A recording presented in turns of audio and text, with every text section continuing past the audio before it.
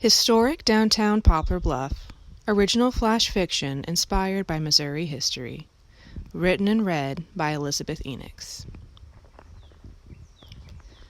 On May 9, 1927, a tornado devastated downtown Poplar Bluff, Missouri. Homes and businesses were destroyed, and 86 human lives were lost. This story is inspired by that event. "I need 2 sidecars, 1 French 75, and a bee's knees," Ella said. It was her 20th trip to the bar in an hour, and her new Oxfords were giving her blisters.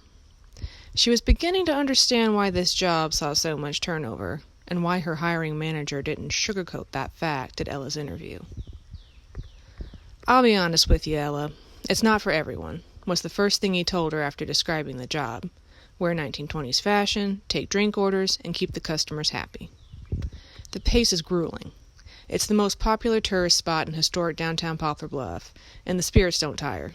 Every last one of the male ghosts remembers when women weren't allowed to vote, much less file sexual harassment charges," he added. "That said, we do give all of our servers complimentary protection charms, and we pay an on-call medium to act as a bouncer of sorts. Plus, the money is good. You'll also be entitled to paid sick time and free mental health care, which I advise all of my employees to take advantage of. This work takes a toll." "I can handle it," Ella replied. "Oh, and I hope you like jazz." "That's all I listen to." They shook hands, and after an hour of paperwork, Ella was ready for her first shift. Waitressing at the haunted speakeasy wasn't Ella's first gig in historic downtown Poplar Bluff. She'd worked several of the tourist destination's haunted businesses. She bagged groceries at the haunted grocery store, waited tables at 2 haunted cafes, cleaned rooms in a handful of haunted hotels, and repaired pumps at the haunted shoe repair shop. Wages varied, but the money was always good, and the benefits were decent. They had to be, and everyone in Poplar Bluff knew that. After the tornado hit, the sleepy Missouri town could have easily gone the way of so many other communities devastated by natural disasters. But thanks to the dead and those willing to work among them, historic downtown Poplar Bluff became a top vacation spot for Southerners and Midwesterners. "Seems a little less full in here than last night," the bartender said when he handed Ella the drinks. "Yeah?" she replied. "Seems pretty full to me, but it's my first night." "Bless your heart. Hang in there, doll. It gets easier." Ella smiled, grateful for the words of encouragement. Unbeknownst to any of her employers or coworkers, it wasn't the higher-than-average wages that drew Ella to working in historic downtown Poplar Bluff. It was her desire to locate the spirit of her great-great-aunt Rosemary. Growing up, Ella's grandparents, great-aunts, and great-uncles frequently told her stories about Rosemary, always lamenting that she was young and in love when the twister took her life. She was a very private young woman, they would say.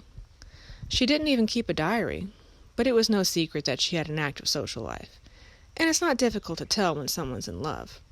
She was the happiest adult we knew. So much fun to be around. If she hadn't planned to meet her lover in downtown Poplar Bluff that day, Ella's elders claimed, Rosemary might have lived to see her nieces and nephews reach adulthood. Beloved as she was, framed photos of Rosemary hung in each of Ella's elders' homes.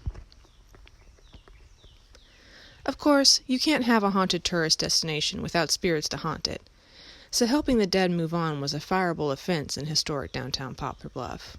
But Ella couldn't stand the thought of Rosemary haunting the town's brick roads for eternity, never connecting with the lover she lost her life to meet with. That's why, discouraged though it was, Ella was determined to locate her great-great-aunt and help her find peace. If she could just chat with her, Ella thought, surely she could encourage Rosemary to move on. "What can I get you, sweetheart?" Ella said, relieved to find her next table seated only one patron. "Nothing right now, thanks. I'm waiting for a friend," the young woman replied with a smile. Ella looked closer. With such low lighting, it was difficult to know for certain, but she was pretty sure she'd just found Rosemary. If the noses match and she's wearing that brooch, then it must be her, Ella thought. "Do you mind if I sit a spell?" Ella asked. "My feet hurt like the dickens." "Not at all, dear. Pull up a chair." Ella sat as close to the young woman as she could without invading her personal space, and there was no denying it. She was the spitting image of Rosemary. "Tell me more about your friend while we wait," Ella said. "I'd love to know how y'all met." Rosemary looked down, a grin spreading across her face. "We met at the pool hall. We both had dates, beautiful young men with plenty of dough. But we spent most of the evening chatting over sweet tea while the boys played. She made me laugh until my stomach hurt. Such a live wire. And the gams on her!" Rosemary's penchant for privacy suddenly made perfect sense to Ella, and it broke her heart. "She sounds lovely," Ella said. "Have you been waiting for her for very long?" "Longer than I like, but Maggie tends to run late." Ella saw empty glasses in the air. One of her tables needed another round. "Well, I better get back to work. Can I bring you a cup of java while you wait?" "No thanks, doll. I'll order when Maggie arrives." "Can I come back and sit with you later?" "Sure, dear. I'm not going anywhere."